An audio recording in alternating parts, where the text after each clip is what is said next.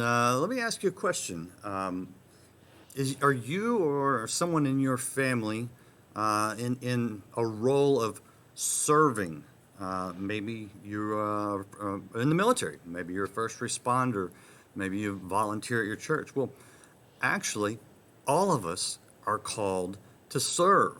And I think sometimes if we look at those who are in a professional role of serving, it can give us a pretty good model for just what it looks like to serve, and we can apply that wherever we're at. And that is what we're talking about with author Karen Whiting today. She is the author of this book called 52 Weekly Devotions for Families Called to Serve. And well, why is it for families and why does it have cartoons on the front if it applies to all of us and adults? Well, we're going to find out. We're going to talk about that. So this is a day to talk about serving. And so I invite you guys to jump on in wherever you're watching. We are live right now. Of course, if you're watching the replay, you'll have to come back at noon Central and catch us live from Monday through Friday interviews, 1800 UTC. The chat is open, so I will be fielding your questions for Karen, the author of the book on serving today. And let's get into this thing. I can see you guys out there, so we're ready to roll. Karen, how are you doing? I'm doing just fine, Randy. Well, talk us through your book, 52 Weekly Devotions for Families Called to Serve.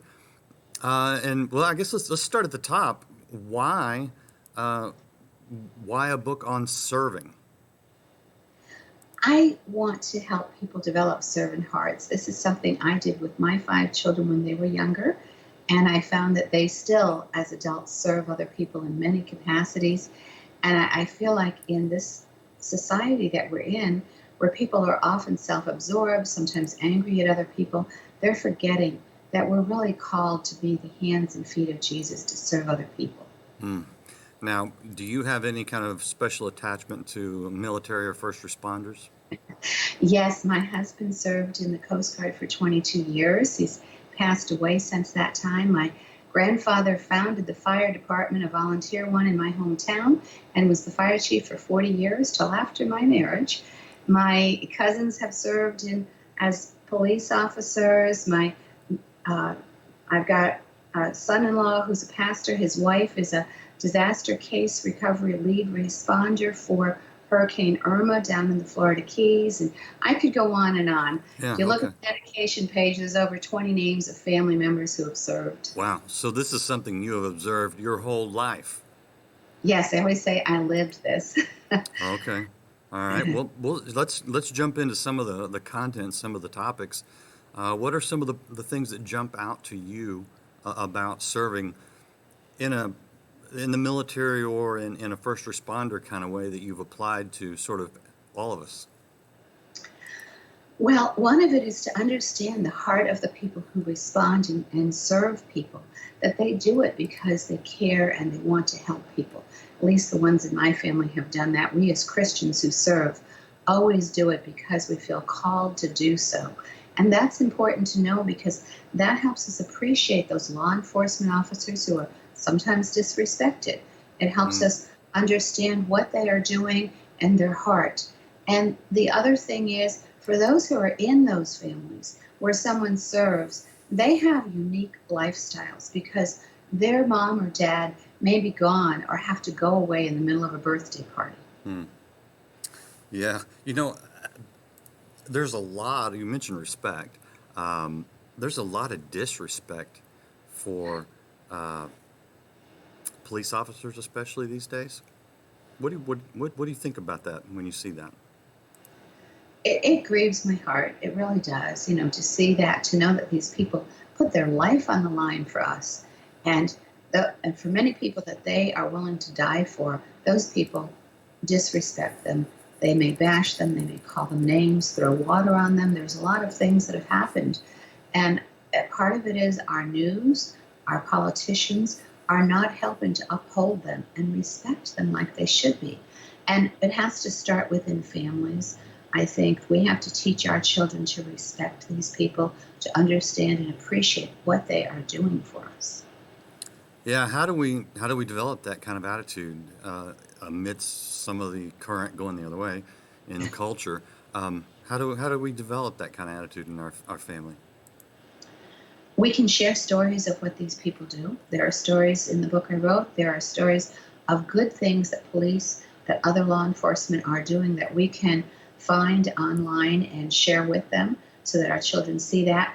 When we see, in fact, when we hear a siren, we can pull over to the side, of course, to let them go by and say a prayer with our children for those rescue workers that are going to help someone, for the police who are going to a traffic accident or to stop someone who's endangering lives. Every time we do those things, we're helping them to understand what these people do.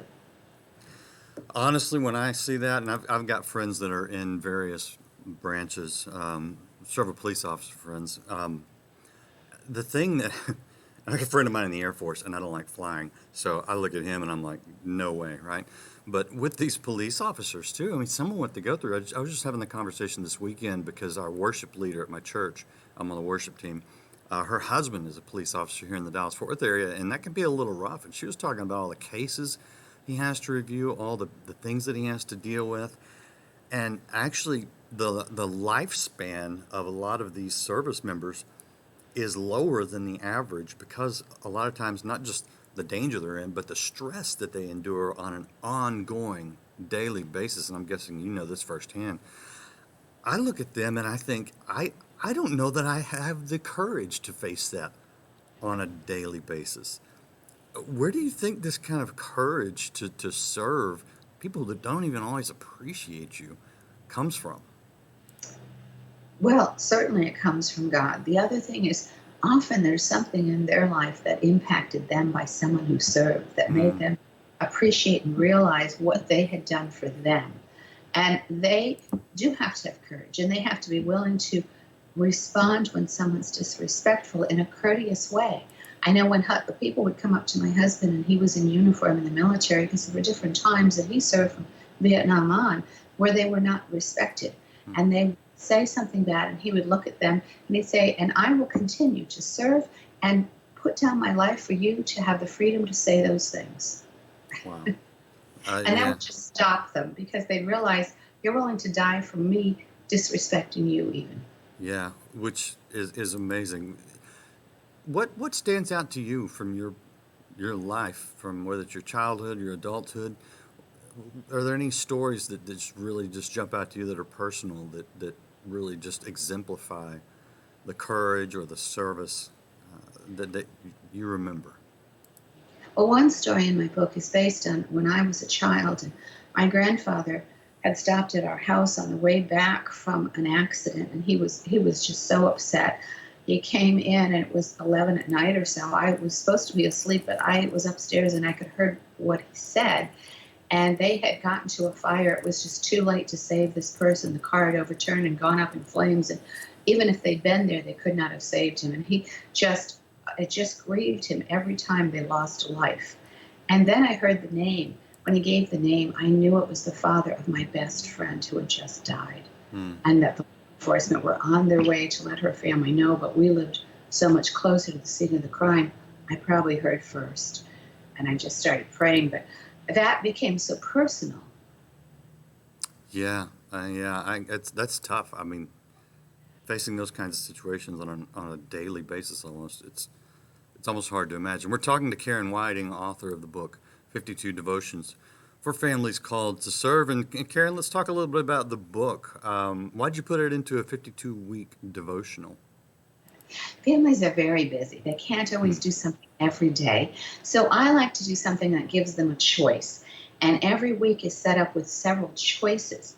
There's a family beatitude at the beginning that just gives them an idea of what it's going to be about. So it may be happy as the family who responds to the needs of friends, for they will be appreciated.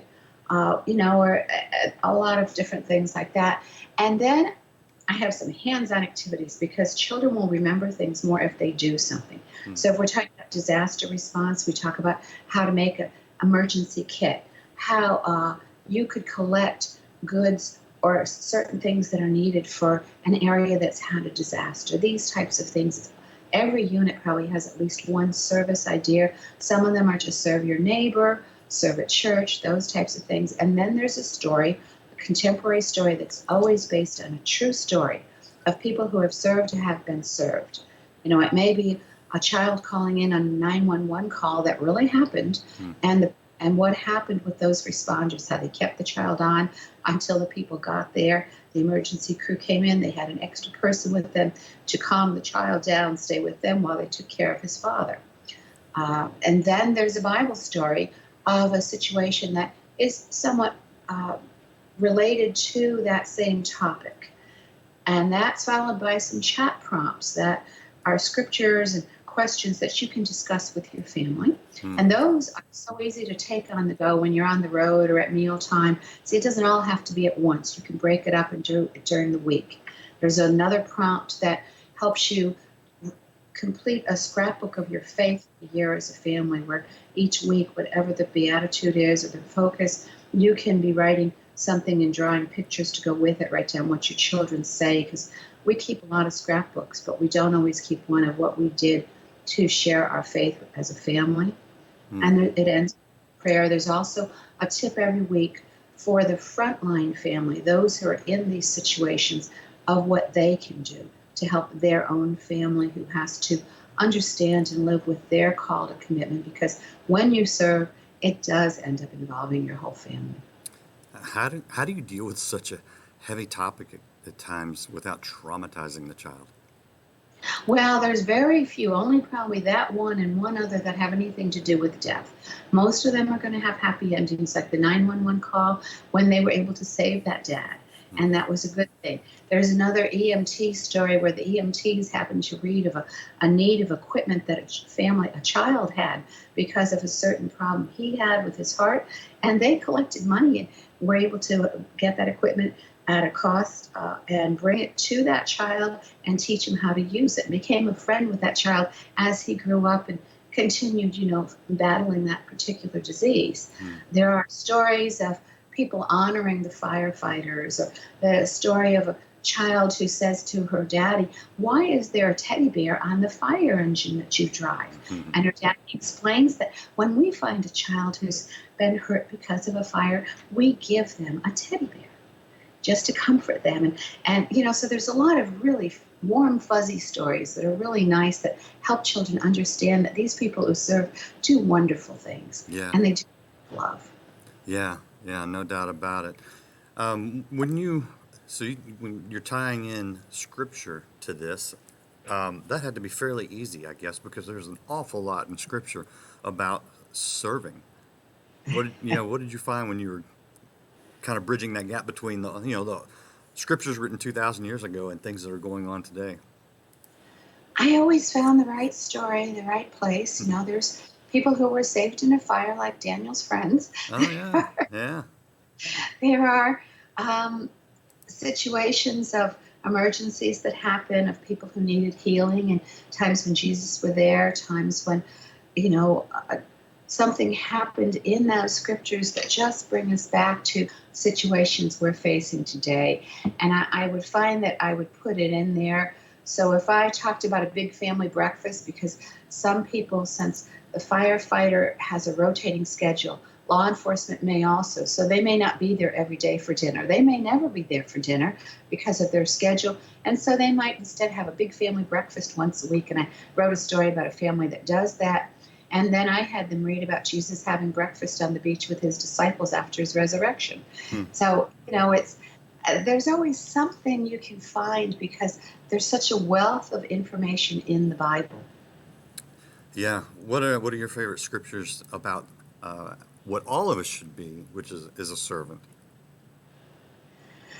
Matthew 25, 35 to 40, where Jesus said, what you do unto one of these, you've done unto me. When he talks about when I was hungry, you gave me food. When I was thirsty, you gave me a drink, is one of the ones I really like to see, because that puts it at a personal level that when we do something, we're doing it for Jesus. Yeah, well, that is a perfect segue into what we're doing right now, which is our Water for Life outreach that I want everyone to be a part of. And it's very simple. We give clean drinking water to people around the world who are dying because they don't have clean drinking water. And so we'll be right back with Karen Whiting, author of 52 Devotions for Families Called to Serve. But I want you to consider serving others in this capacity. We'll be right back. Watch this. You can save lives when you become a part of Water for Life. Just go to lifetoday.org/live and know that every gift makes a difference. Be sure to request Randy's book, Rise Above, with any gift toward Water for Life. Do give the best gift you can if you're able to, and just know that whatever you do give, it goes directly to help those in desperate need. So missions is big on my heart, helping other people. I've been overseas, I've seen the situations, and so I have no problems coming to you and saying, would you reach out and help somebody? And especially today when we're talking about serving with Karen Whiting, the author of 52 weekly devotions for families called to serve. And Karen, I'm curious, do you have any special advice for maybe people that are in atypical families, or single parents or grandparents, anything like that? Yes. If you're a single parent, find another family of a single parent with children about your children's ages and occasionally do the devotion with them and partner up with those. If you're a grandparent, you can get 2 copies of the book, one for your grandchildren and one for yourself to have at your house, and do it with them when they're there, or maybe you can Skype with them and do it online and share in those devotions. It gives a little break from the parents who may not have time to do the devotions with them. Hmm. As you go through these devotions, what are the primary characteristics you're trying to develop, other than appreciation for those who do serve? So what are the things that we're kind of developing in our children or in ourselves?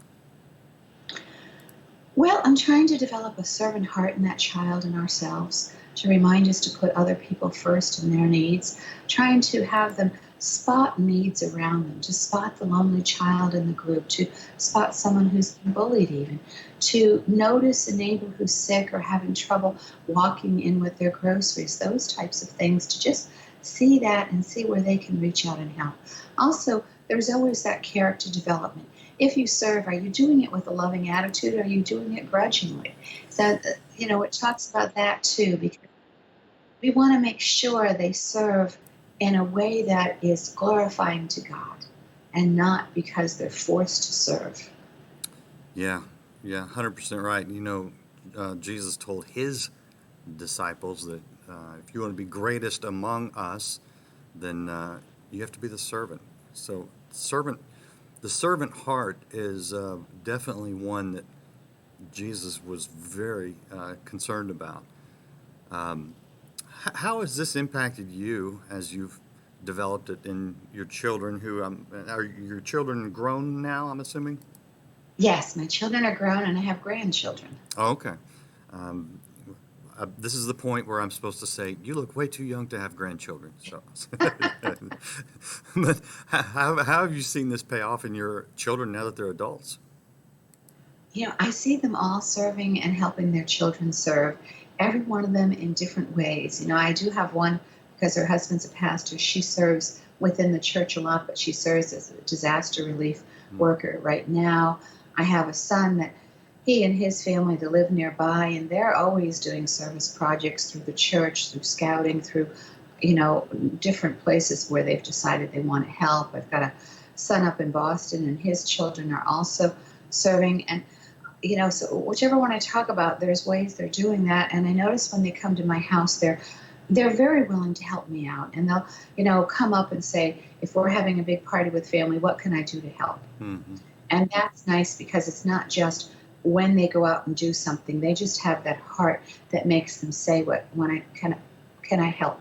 When we've had distant, the extended family come, it's wonderful to see the older grandchildren see one of the young ones they may never have met and walk up and say, hi, and give their name and take them off to help show them what they can play with and do. And those little ones just really enjoy that.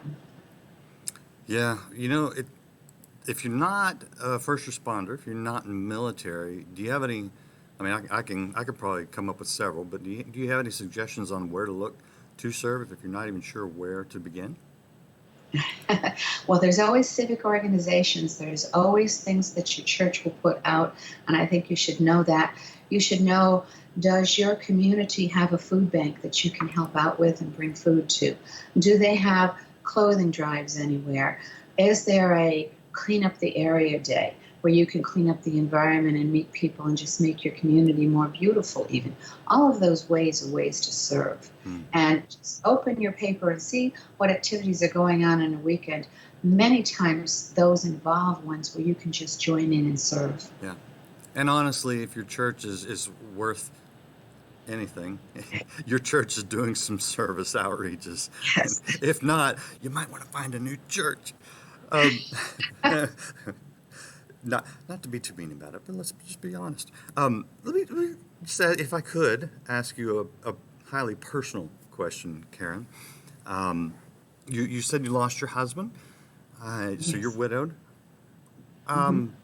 What role has serving others played in what has to be some difficulty after losing your husband and being on your own?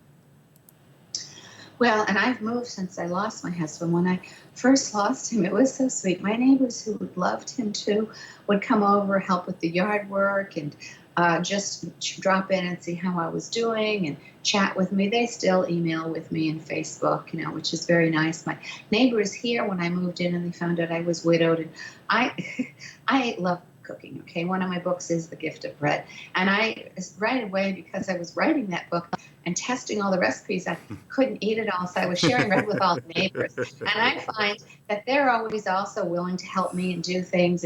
They even will take the garbage can and bring it back up to the garage door, and I don't even know who does it. I Mm. just know that they do those things, and they're just very sweet. And I find that, I guess, if they notice you're a servant or something, they're just willing to also be kind back in return. Well, now that's a great point because you're 100% right. When you live that, you do inspire others to return the kindness. And it's interesting that you are writing a book on being a servant, and you have been directly impacted by people who had a servant's heart. Um, how much did that mean to you at the time and still even today? It meant a lot. And I would ask questions and things. My grandmother was one who sent care packages to missionaries and did a lot of things for neighbors. And I would bake with her. She only lived 2 houses away. She and my grandfather owned the only restaurant in town. And I would go up, and I remember one day saying, Grandma, why do you always bake more than one loaf of bread? Because my mother usually baked one. And she said, oh, there's always someone who needs a little lift. And Mm. she pulled out a little calendar from her purse and showed me. She circled 3 months and 6 months after someone died on her calendar to bring them bread both of those times, because she said they're still feeling very sad. And I just want to let them know I'm praying and I want to help them. I think that's why bread also is part of the ways I like to gift people, because of that bread. Oh, that is so cool. Honestly, that just feels like the heart of Jesus. Just to have that sort of thoughtfulness towards others. Karen, thank you for taking the time to put this together. I'll show you again her book. It's called 52 Devotions for Families Called to Serve. Is there anything that you'd like to close with, Karen, that maybe we haven't touched on that is significant in your life or in the book and the message you're trying to share? I would just say, each day, help your children pray for other people, serve someone, and lift up people around you, who are really servants in your community, nation, or world. Hmm. Hmm. Great word. Great word. If you haven't been inspired to serve by now, I don't know what to tell you other than just go get the book. It's available right now wherever you like to get books. And again, Karen, thank you for being with us. And all you guys that are out there watching, there's a lot of great comments, Karen, by the way. One, Bridget says your grandmother was a sweet lady and very thoughtful. And there's a lot of people who are just kind of chiming in with similar stories. So you stirred up a little bit of servanthood and generosity in our country. And boy, we need a little of that these days. So I appreciate that. Again, thank all you guys for being out there with us. That's it for Life Today Live. Be sure to share this interview wherever you're at. And if you haven't subscribed or followed on Facebook, YouTube, Twitter, Twitch, Periscope, do it now. And we will see you again tomorrow here on Life Today Live.